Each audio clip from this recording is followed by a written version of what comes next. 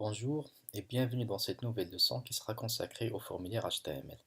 Pour avoir une idée de ce que c'est qu'un formulaire, jetons un coup d'œil sur la page d'accueil de Facebook. Il contient deux zones, une pour l'authentification si vous êtes déjà un utilisateur, une pour l'inscription si vous êtes un nouvel utilisateur. Les deux zones contiennent des petits rectangles où l'on peut écrire un texte. Ces rectangles-là constituent ce que l'on appelle des champs de formulaire. Alors, un formulaire n'est rien d'autre qu'un ensemble de champs qui permettent de saisir un texte, de charger un fichier sur le serveur ou de valider un choix. Pour créer un formulaire, on va utiliser le langage HTML. On va reprendre cette page index.html, on va essayer de créer un formulaire. Il faut d'abord commencer par déclarer la balise form. En lui donnant des attributs, il y a plein d'attributs que l'on peut déclarer, mais on va se contenter des plus importants.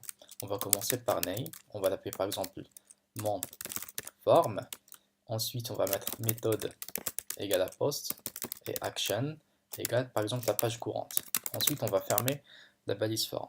Expliquons d'abord ce que ça signifie. Name, ça donne un nom à un formulaire. C'est un nom unique dans la page qui permet d'identifier un formulaire parmi d'autres. Imaginons par exemple que vous utilisez des langages comme JavaScript ou bien PHP. Afin de pouvoir accéder à ce formulaire et tous les champs qu'il peut contenir, alors il faut distinguer celui-ci parmi les autres. Et pour le distinguer, il y a plusieurs manières. La plus connue, c'est d'utiliser l'attribut name. Méthode sert tout simplement à spécifier la méthode avec laquelle on va poster le formulaire vers le serveur. Parce qu'à la fin, quand vous remplissez un formulaire, par exemple quand vous saisissez votre login et votre mot de passe sur Facebook, et que vous cliquez sur le bouton, dans ce cas, ces informations-là seront envoyées au serveur afin qu'il soit traité et vérifier si vous êtes vraiment un utilisateur légitime ou non.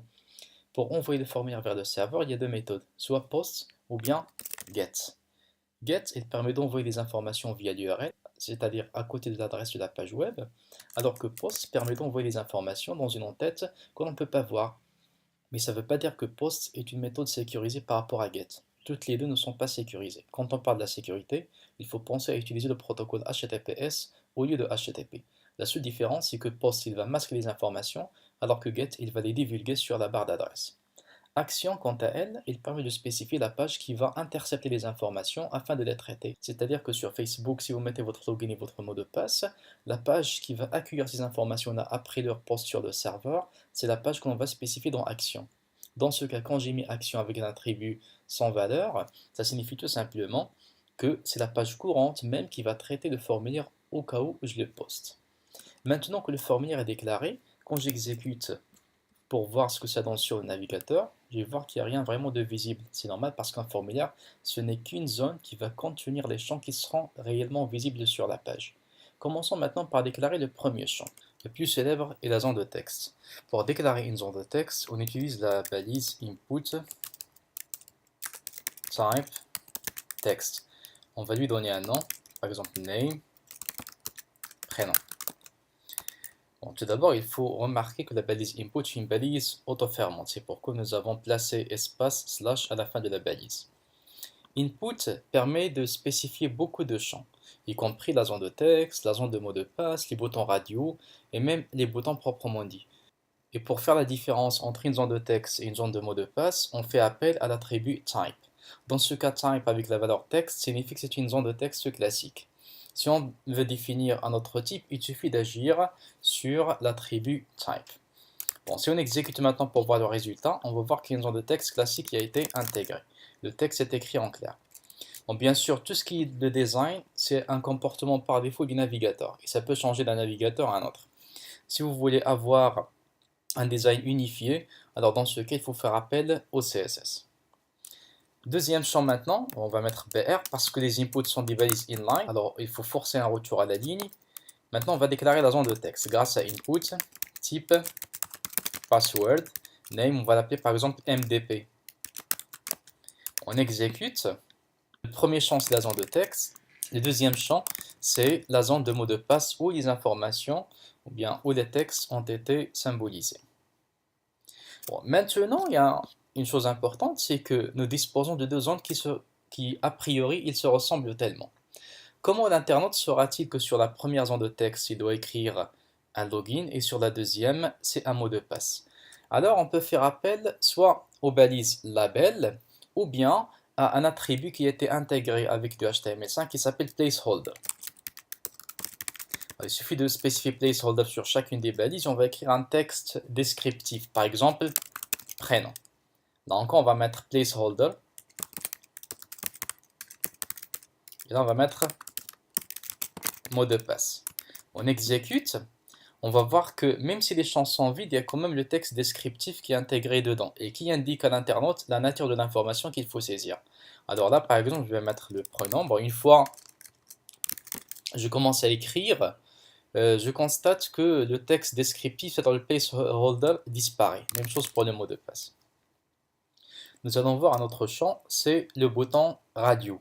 Alors, on va mettre BR pour forcer un retour à la ligne. Et ensuite, on va mettre input type radio avec nom par exemple civilité. Sur le navigateur, on aura un bouton de cette forme.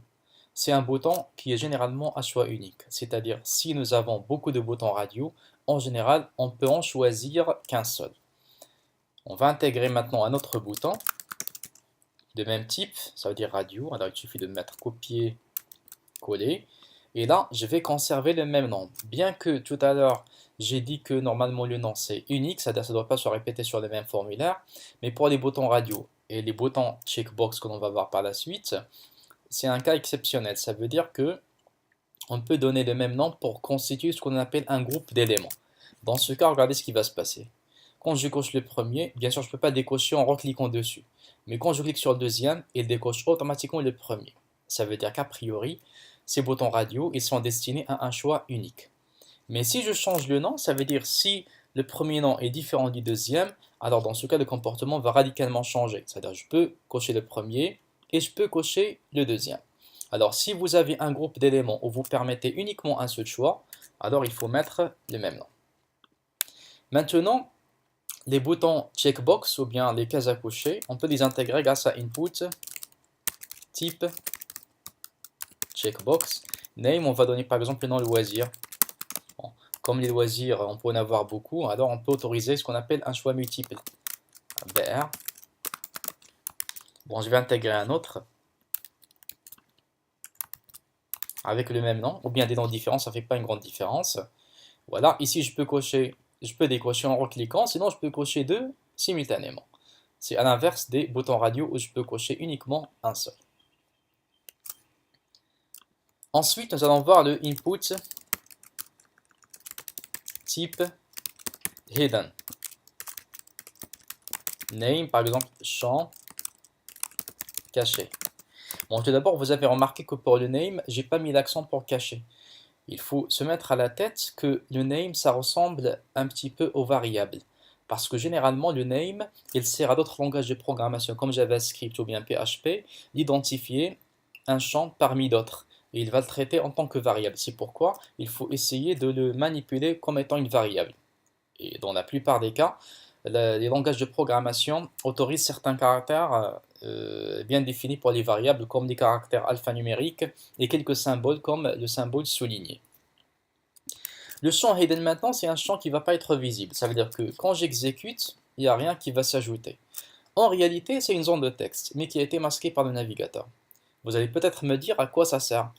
En fait, pour les gens qui font du PHP, ils ont souvent besoin de stocker des informations provisoirement dans une page, en attendant de la traiter ultérieurement. Pour la stocker, il y a beaucoup de manières pour le faire. Soit on le met provisoirement dans un champ hidden, ou bien on va la stocker dans des cookies, ou encore des variables de session, voire d'autres solutions. Mais le champ hidden, ça reste une des solutions les plus simples à réaliser. Ensuite, on va mettre input type file, name par exemple mon CV. Alors la type file, ça permet tout simplement d'uploader un fichier sur le serveur, ou bien de charger un fichier sur le serveur. C'est-à-dire que le fichier était disponible sur notre ordinateur, on va l'envoyer vers le serveur. C'est à l'inverse du download. Le download, c'est le fait de télécharger quelque chose depuis le serveur vers votre ordinateur personnel.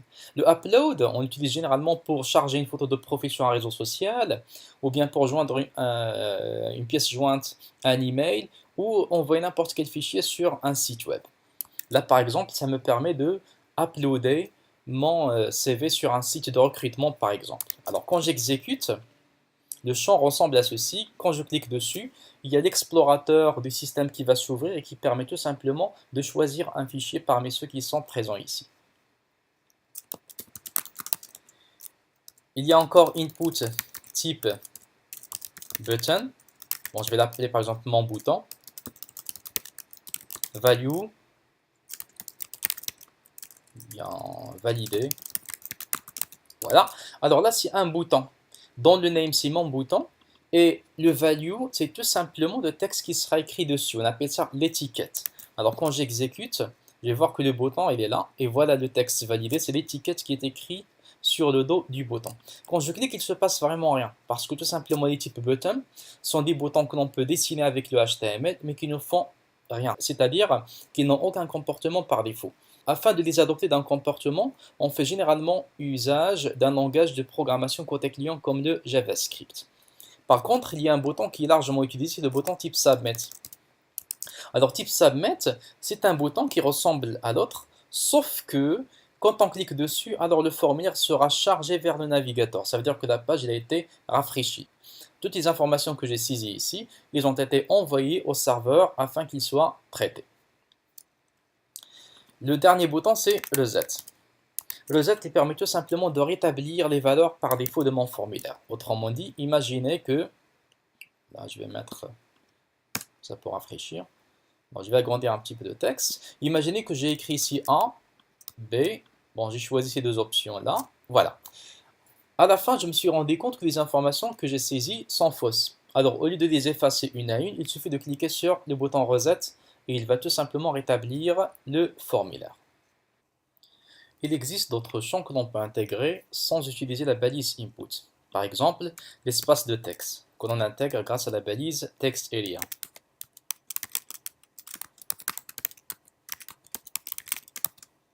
Quand on exécute, on va voir que la zone de texte est intégrée ici. Bon, je peux faire un truc, BR.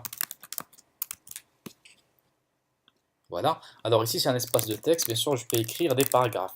Si la zone de texte permet d'écrire une seule phrase sur une seule ligne, TextArea peut autoriser des retours à la ligne. Mais pour personnaliser mon TextArea, bien sûr, je peux utiliser le CSS. Sinon, il y a des attributs HTML que je peux intégrer facilement, comme par exemple name. Je vais donc par exemple, je vais dire commentaire, pour dire que ça peut accueillir un commentaire. Et ensuite, calls égale par exemple 50. Rows égale 5. Call, ça veut dire que mon TextArea peut contenir 50 caractères par ligne.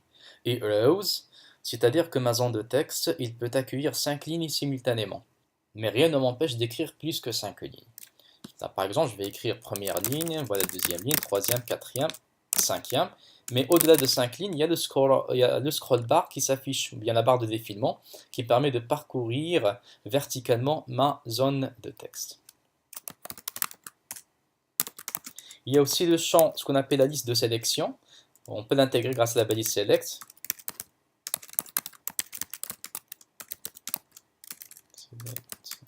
Voilà. Là aussi, on va lui donner un nom. Name, par exemple, âge. Voilà. Et là, bien sûr, le select, ça va donner quelque chose qui ressemble à ça.